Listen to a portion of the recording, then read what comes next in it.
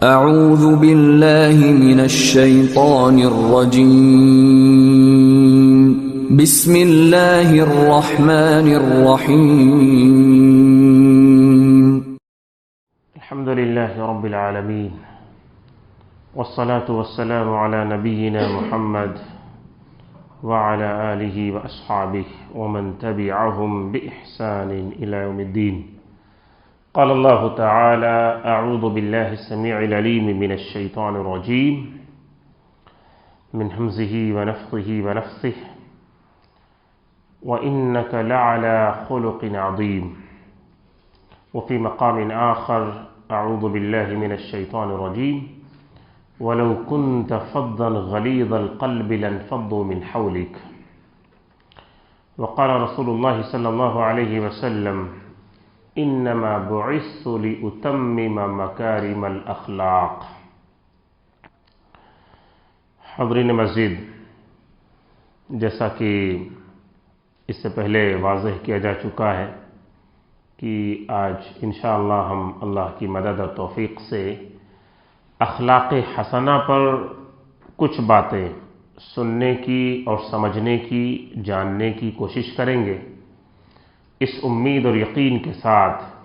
کہ اللہ عز و جل ہم سب کو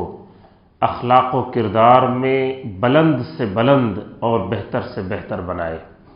اور اخلاق حسنہ کا ہم سب کو پیکر بنائے. بد اخلاقی سے، بدخلقی سے، بدمزاجی سے، جھگڑالو پن سے، ایسی تمام بری عادتوں اور صفات سے اللہ ہم سب کی، بالخصوص اس قوم کی حفاظت فرمائے. آمین.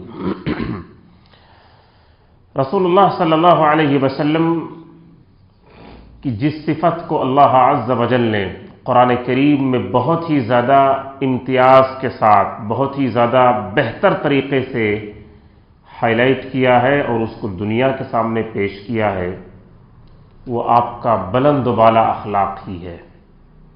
اللہ عز و جل نے رسول اللہ صلی اللہ علیہ وسلم کے بلند اخلاق کی گواہی اور شہادت خود دی قرآن میں، اور یہ کہا کہ وَإِنَّكَ لَعَلَى خُلُقٍ عَظِيمٍ. وَإِنَّكَ لَعَلَى خُلُقٍ عَظِيمٍ. یقیناً اے رسول آپ اخلاق کے بہت اونچے مرتبے پر فائز ہیں. یقیناً اے رسول آپ اخلاق کے بہت اونچے مرتبے پر فائز ہیں. آپ صرف خوش اخلاق ہیں اتنا کہہ کر اللہ نے نہیں چھوڑا، اور نہ اس طرح ایک سمپل طریقے سے کہا، بلکہ رسول اللہ صلی اللہ علیہ وسلم کے بلند کردار کو اسی طرح بلندی اور اسی طرح اونچائی کے ساتھ اللہ نے بیان کیا کہ یقیناً آپ اخلاق کے اونچے درجے پر فائز ہیں. اور رسول اللہ صلی اللہ علیہ وسلم کی بعثت کا مقصد بھی یہی بتایا گیا ہے. بعثت کے بہت سارے مقاصد ہیں رسول اللہ صلی اللہ علیہ وسلم کی، جو کتاب و سنت میں ہمیں پڑھنے اور سننے کو ملتا ہے، لیکن ایک مقصد کی جسے خود رسول کریم صلی اللہ علیہ وسلم اپنی زبان رسالت سے واضح فرما رہے ہیں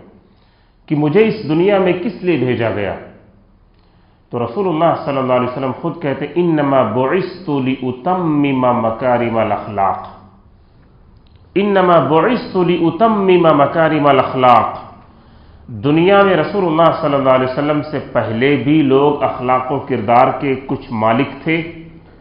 لیکن اخلاق و کردار کی پوری تصویر اور پوری شکل یا کلیئر پکچر ان کے سامنے نہیں تھا. اخلاق کے نام پر کچھ اور چیزیں بھی ان کے یہاں پائی جاتی تھیں کہ جو بد اخلاقی تھیں. رسول کریم صلی اللہ علیہ وسلم کو اللہ عز و جل نے دنیا میں بھیج کر ساری دنیا کے سامنے اس کا پیمانہ، اس کا جو صحیح، اس کا جو ڈائریکشن ہے، اس کی جو صحیح شکل ہے، وہ اللہ نے متعین کر دیا اور واضح کر دیا کہ اخلاق اس کو کہا جاتا ہے. تو نبی کہتے ہیں کہ مجھے بھیجا اس لیے گیا ہے کہ میں اخلاق کو مکمل کر دوں اور اس جو کردار ہے، جو مورلز ہیں لوگوں کے، ان کو بہت اونچا کر دوں، اور اخلاق و کردار میں جو کمیاں ہیں، جو برائیاں ہیں ہمارے اندر، ان برائیوں کو دور کر دوں. اور یہ دو لیول سے ہمیں سمجھنا چاہیے.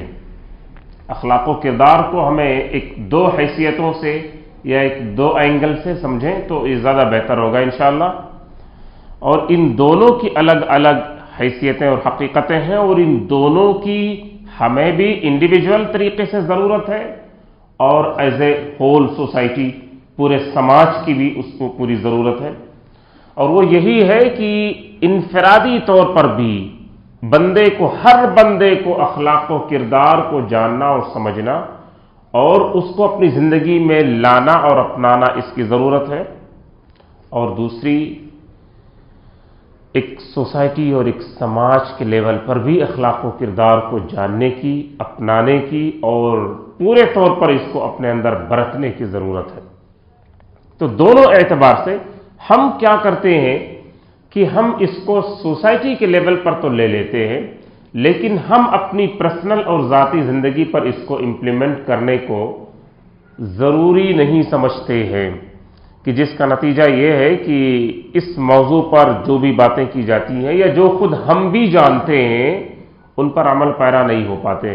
کیونکہ ہم اس کو لیتے ہیں کہ پوری سوسائٹی کے لیے باتیں کہی جا رہی ہیں، ہماری انفرادی اور انڈیویجول زندگی کے لیے نہیں کہی جا رہی ہیں، جبکہ شروعات ہی ہماری انڈیویجول لائف سے یا انفرادی زندگی سے اس کی ہوتی ہے۔ اخلاق و کردار کی شروعات ہی ہم سے ہوتی ہے۔ سوسائٹی اور معاشرہ کس کو کہا جاتا ہے؟ ہم ہی 100 200 لوگ 50 لوگ ملتے ہیں تو اسی کو نا سوسائٹی اور معاشرہ کہا جاتا ہے، ہم ہی سے بنتا ہے۔ تو جب ہم ہی لوگ ایک ایک کر کے صحیح ہوں گے تو معاشرہ ٹھیک ہوگا، اور جب ہم اپنے آپ کی اصلاح کے لیے نہیں بلکہ ہم دوسروں کی اصلاح کے لیے سمجھتے اور چاہتے ہیں تو پھر معاشرے کی اصلاح کبھی بھی ممکن نہیں ہو پائے گی، سوسائٹی اور معاشرے کی اصلاح کبھی بھی ممکن نہیں ہو پائے گی۔ لہذا ہمیں چاہیے کہ شریعت کی باتوں کو یا رسول اللہ صلی اللہ علیہ وسلم کی تعلیمات کو ہم دوسروں کے لیے ہی نہ سمجھیں، دوسروں سے پہلے خود اپنے لیے اس کو جانیں اور مانیں، اپنی زندگی میں اسے سب سے پہلے امپلیمنٹ کریں۔ انبیاء کرام اللہ انہیں نبی بناتے تھے، اور جب نبی کی حیثیت سے اللہ انہیں منتخب کرتے تھے اور لوگوں کے لیے بھیجتے تھے تو نبی سب سے پہلے خود اپنی نبوت پر ایمان لاتے تھے، نبی اپنی نبوت پر سب سے پہلے خود ایمان لاتے تھے، پھر اس کے بعد پوری قوم کو اپنی نبوت کی دعوت دیتے تھے اور توحید کی دعوت دیتے تھے۔ تو سب سے پہلے ہمیں چاہیے کہ جو باتیں اخلاق و کردار کے حوالے سے ہم جانتے ہیں، اور ڈھیر ساری باتیں ہمیں معلوم ہیں الحمدللہ، ہم انہیں سب سے پہلے اپنی زندگی میں لاگو کریں، امپلیمنٹ کریں، اپنے گھر میں، دوست و احباب کے ساتھ، بیوی بچوں کے ساتھ، بزنس پارٹنرز کے ساتھ، اور جن کے ساتھ ہمارا اٹھنا بیٹھنا ہوتا ہے، مسجد کے مصلیوں کے ساتھ، سارے لوگوں کے ساتھ، یہ اپنوں کے ساتھ بھی غیروں کے ساتھ بھی، کیونکہ رسول اللہ صلی اللہ علیہ وسلم نے اپنے بلند و بالا اخلاق و کردار کے نتیجے میں ہی اس دین اسلام کو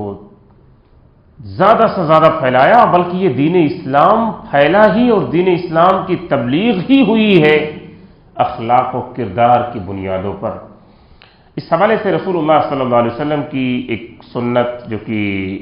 صحیح مسلم میں موجود ہے،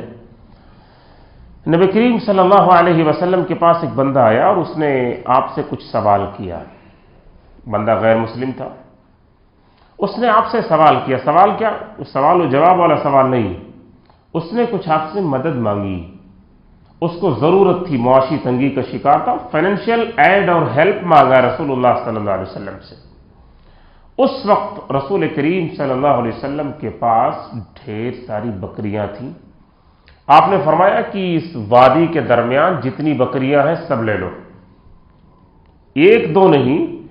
اس وقت میرے پاس جو بکریاں ہیں جو اس وادی کے اندر موجود ہیں سب تمہاری ہیں، لے لو، سب تمہاری ہیں۔ وہ بندہ پوری بکریوں کو ہانک لے کے گیا اور اپنی قوم میں پہنچا،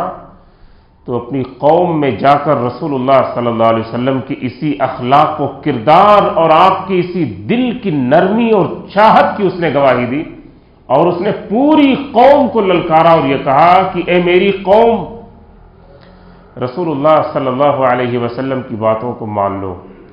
وہ تو اتنا دیتا ہے وہ بندہ، اور اس کا دل اتنا غنی اور اتنا کشادہ ہے کہ اس کے بعد ہم غریب ہوں گے اس کا خطرہ ہی چلا جاتا ہے۔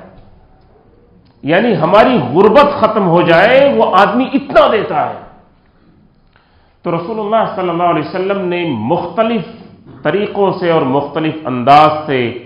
آپ نے اپنے اخلاق و کردار کو بلند کیا، اور اس کے ذریعے آپ نے قوم کو متاثر کیا، اور قوم کھینچی چلی آتی تھی ہزار مخالفتوں کے باوجود بھی۔ آپ دیکھ سکتے ہیں کہ جب رسول اللہ صلی اللہ علیہ وسلم کو تھوڑی بے چینی ہوئی اور ذمہ داریوں کے احساس کو لے کر کے، اور جبریل امین علیہ الصلوۃ والسلام کے نزول کے بعد پہلی مرتبہ جب آپ کو بے قراری ہوئی کہ اتنی بڑی ذمہ داری رسول کریم صلی اللہ علیہ وسلم کے علاوہ پوری انسانی تاریخ میں کوئی اٹھا ہی نہیں سکتا، اس بوجھ کو کوئی برداشت ہی نہیں کر سکتا، جب آپ کے کندھوں پر ڈالا گیا تو آپ بھی سہم گئے تھے، اور آپ بھی پورے طور پر ہل چکے تھے کہ یہ کیسے ہوگا، اور اب پوری قوم کو ہم کیسے سمجھائیں، اور یہ قوم جو سر سے پیر تک جس کا جو شرک میں ڈوبی ہوئی ہے، اور جس کی بد اخلاقی اور بد کرداری کا یہ عالم ہے کہ کیا کہا جائے اور کیا چھوڑا جائے، ان کو کہاں سے سمجھایا جائے۔ جب آپ بے قرار ہوئے اور بے چین ہوئے، یہاں تک کہ آپ کو بخار چڑھ گیا، اور آپ جب لحاف اوڑھ کر سوئے اور لیٹے کہ تاکہ یہ آپ کا غم اور دکھ ہلکا ہو جائے، آپ کی ذہنی اور جسمانی تکلیف کچھ کم ہو جائے، اور رسول اللہ صلی اللہ علیہ وسلم کی یہ تکلیف اتنی بڑی تھی کہ آپ نے یہاں تک کہہ دیا تھا کہ انی خشیت علی نفسی، کہ مجھے تو اپنی جان کا بھی ڈر لگنے لگا ہے،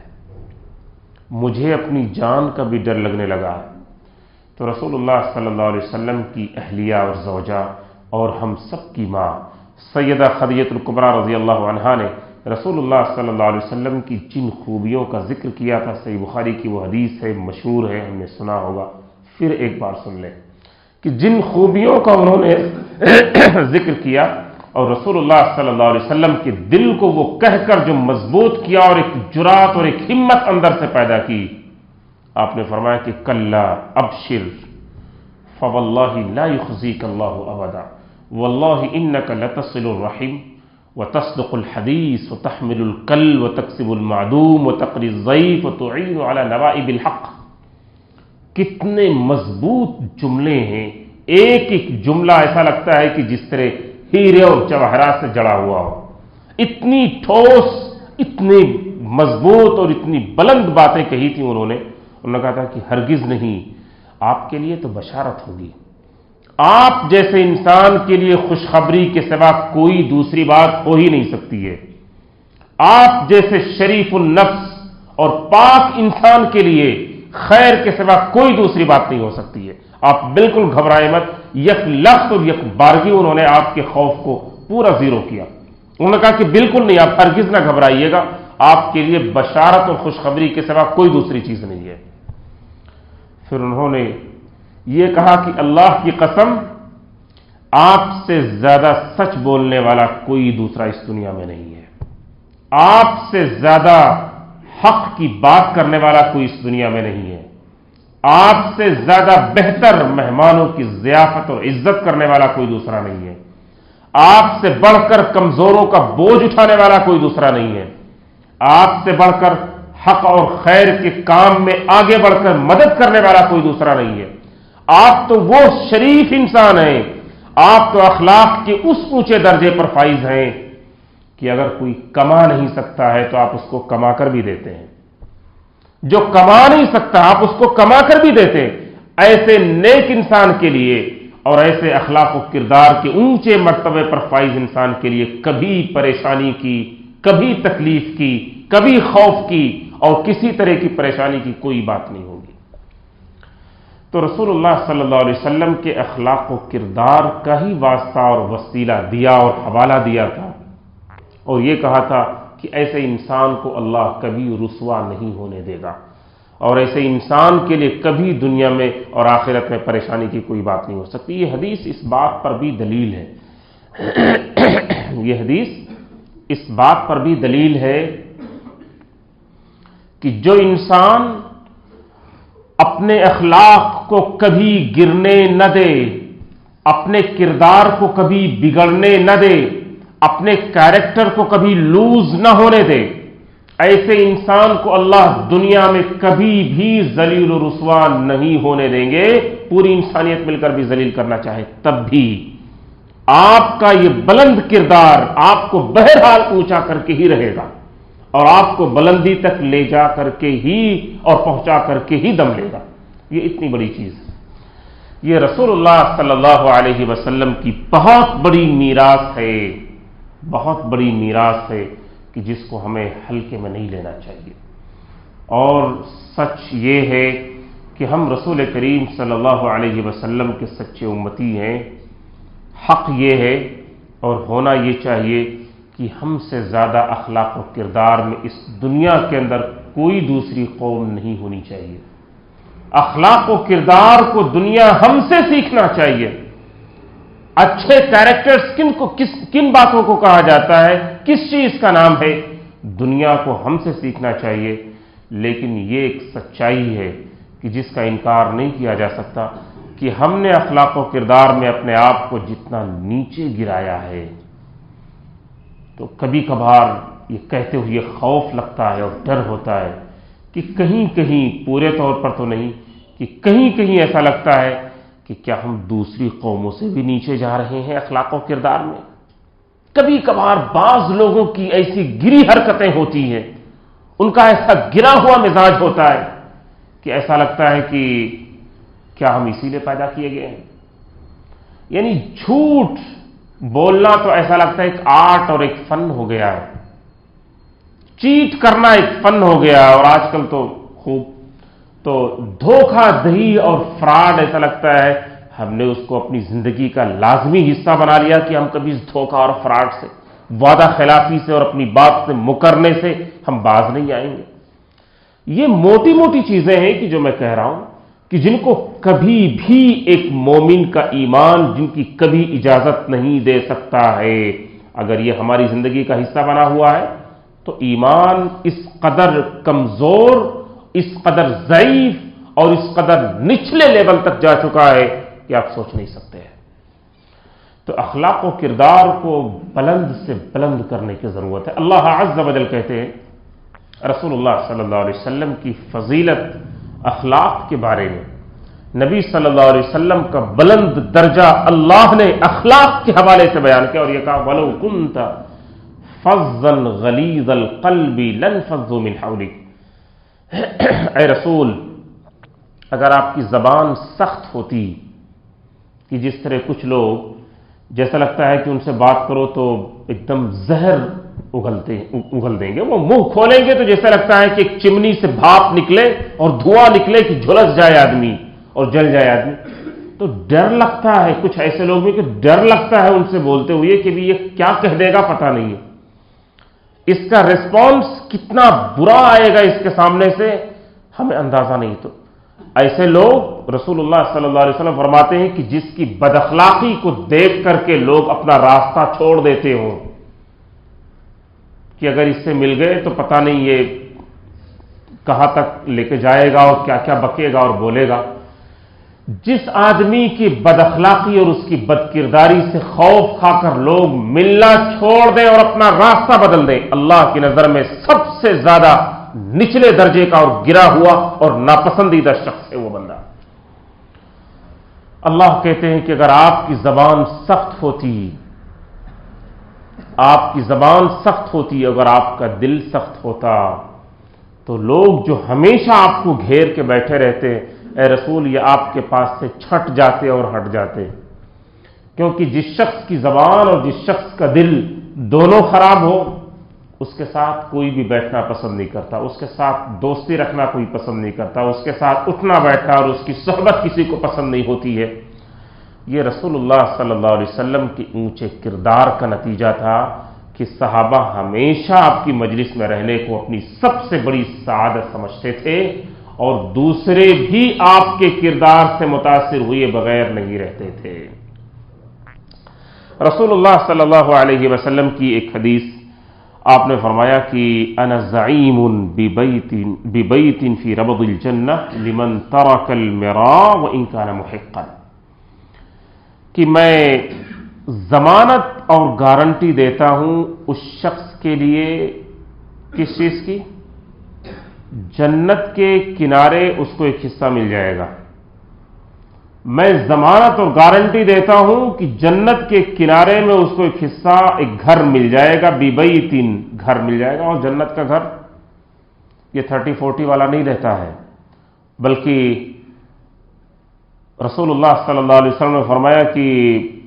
موضع صوت فی الجنہ خیر من الدنیا وما فیہا. جنت میں اگر کسی کو کوڑا رکھنے بھر کی بھی جگہ، یعنی 1 فیٹ کی لمبائی، 1-2-3 فیٹ کی لمبائی اگر کسی کو مل گئی جنت میں، اتنی جگہ اگر کسی کو مل جائے، خیر من الدنیا وما فیہا، تو دنیا اور اس کے اندر پائی جانے والی ساری چیز، پوری دنیا کی بات ہو رہی ہے، دنیا اور اس کے اندر موجود تمام چیزوں سے زیادہ بہتر ہے ایک کوڑا رکھنے بھر کی جگہ اگر کسی کو جنت میں مل جائے گی. یہاں ایک گھر کی بات ہو رہی ہے، بلکہ ایک محل کی بات ہو رہی ہے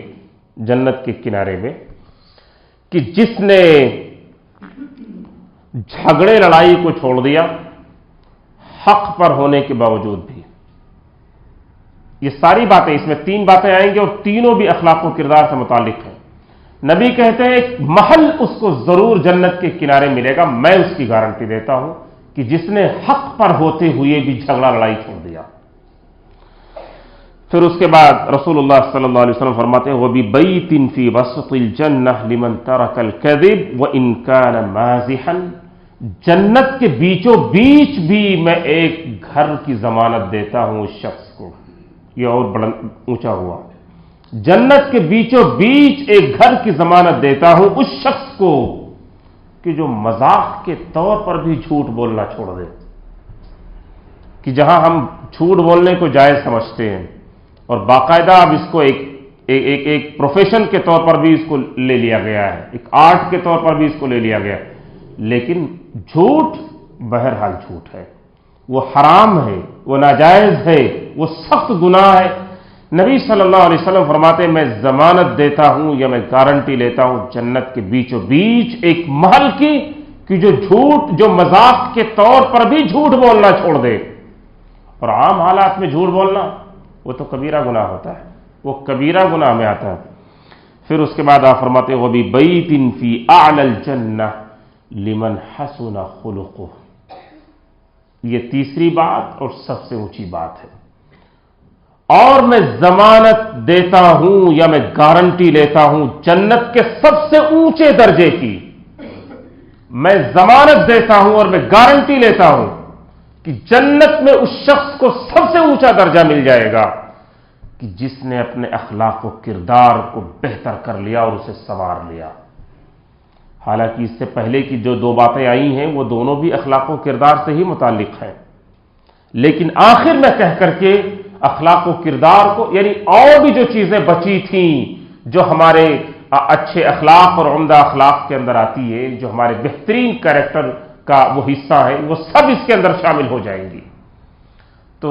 جنت کے اعلیٰ درجے کی اور سب سے اونچے درجے کی ضمانت دے دی گئی ہے اخلاق و کردار کے سنوارنے کے نتیجے میں. رسول اللہ صلی اللہ علیہ وسلم نے ایک جگہ فرمایا ما من شیء اثقل فی میزان المومن یوم القیامہ من حسن الخلق وان اللہ یبغض الفاحش البذیء. قیامت کے دن میزان میں کہ جہاں نیکیوں اور برائیوں کو تولا جائے گا، رسول کریم صلی اللہ علیہ وسلم کی اس حدیث کا مطلب ہے کہ میزان میں یعنی ترازو میں کہ جہاں ہماری نیکیاں تولی جائیں گی، اگر کوئی شخص یہ چاہتا ہو کہ اس کی نیکیاں سب سے وزنی اور بھاری ہو جائیں، قیامت کے دن اس کی نیکیاں سب سے وزنی اور بھاری ہو جائیں، تو پھر نبی کریم صلی اللہ علیہ وسلم کے بتلائے ہوئے اس طریقے اور اس فارمولے کو اپنی زندگی کا حصہ بنا لینا چاہیے، اور اس کو اپنانے میں جو بھی مشکلات آنی چاہیے آپ اجر و ثواب کی خاطر اور جو فضیلت اس میں ہے اس فضیلت کو پانے اور حاصل کرنے کی خاطر ان پریشانیوں کو بھی جھیل لینا اور برداشت کر لینا چاہیے. کوئی بھی اچھی چیز آزمائش کے بغیر ملتی نہیں ہے. تو رسول اللہ صلی اللہ علیہ وسلم فرماتے ہیں کہ قیامت کے دن جس شخص کی یہ خواہش ہو کہ میزان میں اس کی نیکیاں سب سے وزنی اور بھاری ہوں تو اس کو اپنے اخلاق کو بہتر کر لینا چاہیے. جس کے اخلاق بہتر ہوئے، جس کا کردار عمدہ ہوا، کہ جس کا کیریکٹر بلند ہوا، اس سے زیادہ نیکیوں میں وزنی اور بھاری قیامت کے دن کوئی دوسرا نہیں ہوگا. وَإِنَّ اللَّهَ يُبْغِضُ الْفَاحِشَ الْبَذِيءَ، اور جو شخص بد زبان ہوتا ہے، فاحش بد زبان ہوتا ہے، انسان ایک بلغر باتیں کرتا ہے، اور جو بد کردار ہوتا ہے، جس کا کیریکٹر لوز ہوتے ہیں، ایسے شخص کو اللہ سخت ناپسند کرتے ہیں. یبغض، اللہ کو نفرت ہے ایسے شخص کو. اس کا معنی یہی ہوگا کہ اللہ کو نفرت ہے ایسے شخص سے کہ جس کی زبان فحش بکتی ہو اور جس کے کردار سب سے بگڑے ہوئے ہو. اگر ہم مسلمانوں کے اخلاق و کردار اور ہماری زبان بگڑ جائے تو کیا ہمارے عبداللہ اور عبد الرحمن نام رکھ لینے سے کچھ ہم فضیلت پا جائیں گے؟ نہیں، اس سے کچھ نہیں ہوگا. آپ دیکھیں گے عربوں کے اندر جو لوگ جو کرسچنس ہیں یا جو یہودی ہیں، ان کے بھی نام وہی ہیں جو ہمارے نام ہوتے ہیں. ان کے بھی نام وہی ہیں، وہ بھی آپ کو موسیٰ اور عیسیٰ ملیں گے، وہ بھی سلیمان ملیں گے، وہ بھی یعقوب ملیں گے. بالکل ایگزیکٹلی وہی نام ان کے ملیں گے کہ جو نام ہمارے. آپ کو سخت کنفیوژن ہو جائے گا. جبکہ وہ مسیحی ہوتا ہے، عیسائیت کا پیروکار ہوتا ہے. نام سے کچھ نہیں ہے. اگر ہم نے اپنے کردار کو اور اپنے اخلاق کو بگاڑ لیا تو اور اللہ ہم سب کی حفاظت فرمائے، اگر ہماری اس برائی اور ہماری اس بد اخلاقی اور بد کرداری کے نتیجے میں اگر اللہ عز و جل نے ہمیں ناپسند کرنا شروع کر دیا، کہ جیسا کہ رسول اللہ صلی اللہ علیہ وسلم فرماتے کہ اللہ کو سخت ناپسند ہے وہ شخص کہ جس کی زبان ایسی ہو، کہ جس کا کردار ایسا ہو بگڑا ہوا. تو پھر جب اللہ ہی ہمیں ناپسند کرنے لگیں گے تو پھر تو ہمارا کیا بنے گا ہم جان سکتے ہیں. پھر تو جس کو اللہ ناپسند کرنے لگیں، کہ جس سے اللہ نفرت کرنے لگیں، جو اللہ کی نظر میں سخت ناپسندیدہ اور مکروہ انسان ہو، تو پھر دنیا بھی اس کو ذلیل ہی نہ سمجھے گی، دنیا بھی اس کو حقیر ہی نہ سمجھے گی. ہم اپنے آپ کو جو کچھ بھی سمجھتے ہوں،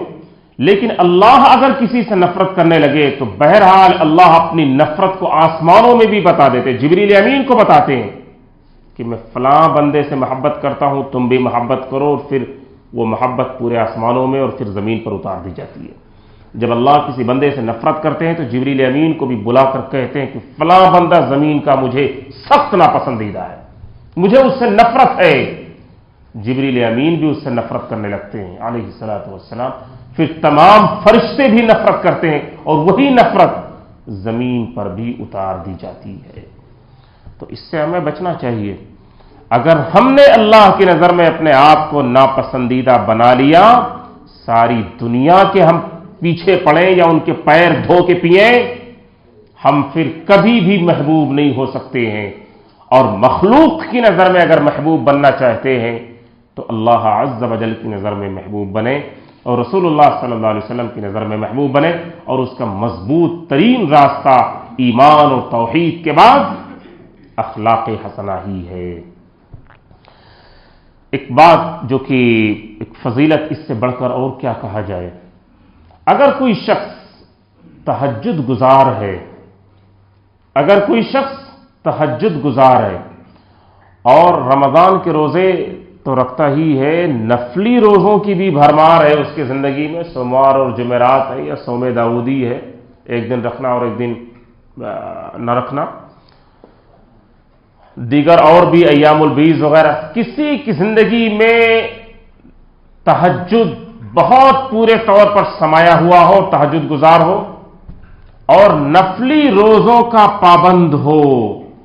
وہ اللہ کی نظر میں کتنا محبوب ہوگا اور اس کا ثواب کتنا زیادہ ہو جائے گا. لیکن رسول اللہ صلی اللہ علیہ وسلم نے ہمیں ایک فارمولا بتلایا اور ایک عمل کی فضیلت بتلائی، اور یہ کہا کہ اگر کوئی شخص اگر کوئی شخص اپنے آپ کو تہجد گزار جو شخص ہے یا نفلی روزوں کا جو پابند ہے ان کے برابر ثواب اگر اپنے آپ کو حاصل کروانا چاہتا ہے اور وہ درجہ اور وہ فضیلت پانا چاہتا ہے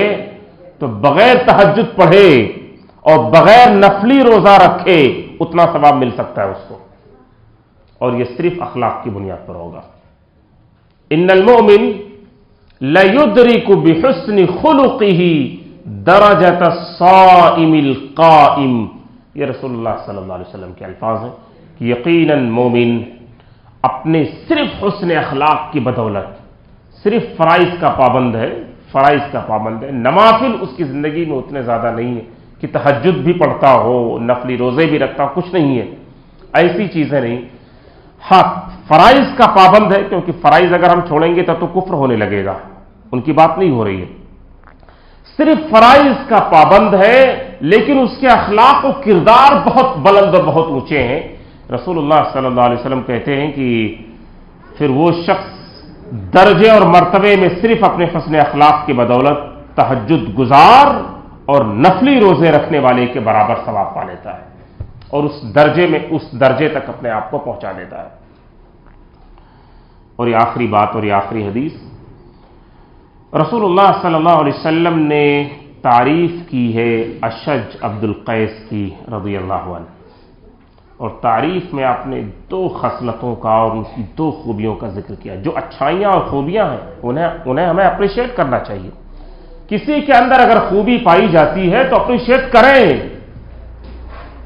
اس درجے تک نہیں کہ وہ تکبر کا شکار ہو جائے، لیکن اچھائیاں ہیں تو اچھائیاں کہیں، اس پر اپریشیٹ کریں رسول اللہ، اور برائی ہے تو پھر اس کو بتائیں کہ یہ کمی ہے، پیار سے اور شفقت سے، اور اس کو دور کروانے کی کوشش کریں۔ رسول اللہ صلی اللہ علیہ وسلم نے اشج عبد القیس کی جو تعریف کی وہ یہ کہا کہ ان فیک خصلتین یحبہم اللہ، کہ یقیناً تمہارے اندر دو عادتیں ایسی پائی جاتی ہیں کہ اللہ کو بے حد پسند ہے۔ تمہاری دو عادتیں اور تمہاری دو خصلتیں ایسی ہیں کہ اللہ کو وہ بے حد پسند ہے۔ یہ رسول اللہ صلی اللہ علیہ وسلم اشج عبد القیس سے کہہ رہے ہیں جب یہ رسول اللہ صلی اللہ علیہ وسلم کے پاس آئے ہوئے پورے قبیلے کے ساتھ، وفد کے ساتھ۔ یہ دو خصلتیں کہ جو اللہ کو محبوب اور پسندیدہ ہیں، رسول اللہ صلی اللہ علیہ وسلم نے فرمایا الحلم والانات، یہ دو خصلتیں الحلم والانات، یہی دو خصلتیں ہیں۔ حلم کس کو کہتے ہیں، انات کس کو کہتے ہیں؟ تقریباً قریب دونوں ایک ہی جیسے ہیں لیکن تھوڑا سا فرق بھی ہے۔ الحلم کہتے ہیں کہ وہ بندہ کہ جس کی عقل ہمیشہ غالب رہتی ہے، اس کا ایموشن اور اس کے جذبات کبھی غالب نہیں ہوتے۔ ہم کچھ لوگوں کو دیکھتے ہیں کہتے ہیں کہ شارٹ ٹیمپر آدمی ہے، ہم لوگ کہتے ہیں کہ شارٹ ٹیمپر، اور کچھ لوگ اپنے آپ کے بارے میں کہتے ہیں کہ معاف کیجئے میں شارٹ ٹیمپر آدمی ہوں۔ بہرحال کم سے کم ایک ایکسکیوز کر لینا بھی ایک معذرت کر لینا بھی ایک اچھی ہی عادت ہے، لیکن آپ نے معاملے کو بگاڑ کر اور اپنی زبان سے زہر اگل کر پھر آپ کہتے ہیں بعد میں کہ میں ایک شارٹ ٹیمپر آدمی ہوں، معاف کیجیے گا۔ یہ ایسے ہی ہے کہ جیسے ایک مثال کہ جیسے آپ کسی دیوار پر میخ مار دیجئے، کسی دیوار پر آپ میخ مار دیجئے اور پھر آپ اس کو نکال لیجئے۔ آپ دیوار پر میخ ماریے اور اس کو نکال لیجئے، اس کو پیچ اپ بھی کر دیجئے، پینٹنگ وینٹنگ ڈینٹنگ بینٹنگ جو بھی ہو سکتا ہے سب کر دیجئے، کیا اس کے نشانات مٹ جائیں گے؟ نہیں مٹتے ہیں۔ اسی طرح اگر آپ نے اپنی بد زبانی اور بد اخلاقی سے کسی کو دکھ پہنچایا ہے، بہت دفعہ ایسا ہوتا ہے کہ اس کے معذرت کے بعد بھی دل کا دکھ نہیں جاتا ہے، اور دل جو ہم نے کسی کا بگاڑا ہے، کسی کے ساتھ ہم نے بدتمیزی یا بد اخلاقی کی ہے، آدمی برسوں تک نہیں بھول پاتا ہے، برسوں تک نہیں بھول پاتا ہے۔ تو الحلم جو ہے وہ یہ ہوتا ہے کہ اس کا ٹیمپرامنٹ کبھی اور اس کی یہ بد مزاجی کبھی اس کے عقل پر غالب نہیں آتی ہے، وہ سوچے گا، ایک ایسے سچویشن میں بھی اس کی عقل پورے طور پر کام کرے گی اور وہ سوچے گا کہ اس کو کیا ریسپانس کرنا ہے اور کیسے ریسپانس کرنا ہے، کیا کہنا ہے اور کیا نہیں کہنا ہے۔ یہ بردباری ہم اس کو اردو میں کہہ لیتے ہیں، بردباری، الحلم۔ یہ ایک بہت بڑی کوالٹی ہے، اور یہ وہ کوالٹی ہے جو اللہ کو بے حد پسند ہے۔ ان ابراہیم لأواہ حلیم، یہ صفت اللہ کے خلیل ابراہیم علیہ السلام کی تھی۔ رسول اللہ صلی اللہ علیہ وسلم اشج عبد القیس کی تعریف کرتے ہوئے کہتے ہیں کہ تمہاری دو خصلتیں جو اللہ کو بے حد پسند ہیں، ان میں سب سے پہلی چیز الحلم ہے، دوسری چیز والانات، یعنی نرمی تمہارے اندر بہت ہے، تمہارے اخلاق بہت اونچے ہیں، تمہارا کردار بہت بلند ہے، تمہاری بات چیت کا لب و لہجہ بہت عمدہ ہے، تمہارا اپروچ بہت اچھا ہے، یہ ہے الانات۔ تو یہ دونوں خصلتیں رسول اللہ صلی اللہ علیہ وسلم نے تعریف کی اور یہ کہا کہ یہ اللہ کو بے حد پسند ہے۔ کیا ایسا نہیں ہوتا ہماری زندگی میں کہ کبھی ہم لوگ جو راستے سے گزرتے ہیں یا کہیں ہم اور اپنی نجی مجلسوں میں ہوتے ہیں، چھوٹی چھوٹی چیزوں پر بھی ہم ایک بارگی چڑھ جاتے ہیں اور اتنا خراب طریقے سے ہمارا رسپانس ہوتا ہے اور اتنا خراب طریقے سے ہمارا بیہیویئر ہوتا ہے کہ چھوٹی چیز ہوتی ہے، بڑی چیز نہیں ہوتی ہے، چھوٹی چیز ہوتی ہے۔ ہم گاڑی چلاتے ہوئے جاتے ہیں، کوئی آگے پیچھے بہت سارے ایسے ہیں جو غلطی کرتے ہیں اور ایسے لوگوں کی تعداد بھی زیادہ ہے، خاص طور سے نوجوان بچے وغیرہ ایسے، ذرا سے کوئی کیا تو ہم گاڑی روک کر لڑتے ہیں اس سے، اور ایسا لگتا ہے کہ ہماری جتنی ارجنسی تھی جانے کی اور جتنی جلدی تھی سب بھول جاتے ہیں اور پورے طور پر اپنے آپ کو فری کر لیتے ہیں لڑائی کرنے کے لیے، اور روک کر دو چار بات سنا کر یا اس کو ہاتھ دکھا کر اپنی ناراضگی کا وہ سگنل دے کر ہی وہاں سے گزرتے ہیں، اس کے بغیر تو وہ کبھی بھی ناجائز سمجھتے ہیں اپنے آپ کو آگے گزر جانے کو۔ الحلم ان چیزوں کو اور انات ان چیزوں کے خلاف، ہمارا یہ جو عمل ہے یہ دونوں خوبیاں اس کی اجازت نہیں دیتی ہیں، یہ دونوں خوبیاں اجازت نہیں دیتی ہیں، یہ دونوں خوبیاں ہم سے یہ کہتی ہیں کہ زندگی کے اندر، سوسائٹی کے اندر بہت ساری ایسی چیزیں ہیں کہ جن کو درگزر کر دیا جاتا ہے اور درگزر کر کے چلا جاتا ہے، تو اس کو ہمیں سمجھنا چاہیے اور اس کو ہمیں اچھی طرح سے اس کا احساس کرنا چاہیے۔ میں یہ کہہ سکتا ہوں کہ آج بھی ہم اپنے کردار کو ٹھیک کر لیں، ہم اپنے اخلاق کو بلند کر لیں، ہم اپنے لین دین اور اپنے معاملات کو ٹھیک کر لیں، اللہ کو خالق اور رازق جان کر کے اپنے فراڈ اور اپنی چیٹنگ کے ذریعے پیسہ کمانے اور پیسہ ڈوبنے اور ڈبانے کی اس بری چیز کو چھوڑ دیں، اللہ سے مدد مانگیں، تکلیف اور پریشانیاں آتی ہیں اس کی خاطر جھیلیں، اس سے کئی گنا کی اجر کی اور خیر اور بھلائی کی امید رکھیں۔ آج بھی ہماری اپنی ذاتی زندگی، گھریلو زندگی، سوسائٹی کی زندگی، معاشرے کی زندگی اور ہم سب کے برے حالات، ساری چیزیں ٹھیک ہو سکتی ہیں اور بہت بہتر ہو سکتی ہیں، کیونکہ بہت ساری چیزوں کے بگاڑ کے ذمہ دار صرف اور صرف ہم ہیں، اور ان میں سب سے بڑا کردار ہماری بد اخلاقی کا ہے کہ جو نہیں ہونا چاہیے، جو نہیں ہونا چاہیے، اس سے وہ خیر آپ کو ملے گا کہ جو کسی دوسرے راستے سے آپ کو نہیں ملے گا۔ لہذا اس کو سمجھیں، یہ چند باتیں تھیں جو میں نے آپ کے سامنے عرض کی ہیں۔ اخلاق و کردار کے حوالے سے اور بھی ڈھیر ساری احادیث ہیں، واقعات ہیں کہ جو ہم سن سکتے ہیں۔ اللہ عز و جل ہم سب کو رسول اللہ صلی اللہ علیہ وسلم کے اوپر اترنے والی شریعت کو سمجھنے کی، اس پر ایمان رکھنے کی اور اس کی روشنی میں عمل کرنے کی توفیق عطا فرمائے۔ اللہ عز و جل ہم سب کو ایمان میں، توحید میں پختہ اور مضبوط بننے کی اور اس کی روشنی میں عمل کرنے کی توفیق عطا فرمائے۔ ہمارے اخلاق کو اللہ عز و جل بلند فرمائے اور ہمارے کردار کو اونچا کر دے، ہماری بد اخلاقی اور بد مزاجی کو اللہ عز و جل دور فرما۔ اللہم انی اعوذ بک من منکرات الاخلاق والاعمال والاہواء والادواء۔ یہ رسول اللہ صلی اللہ علیہ وسلم نے بد اخلاقی سے اللہ کی پناہ مانگی ہے، حسن اخلاق کی دعا کی ہے،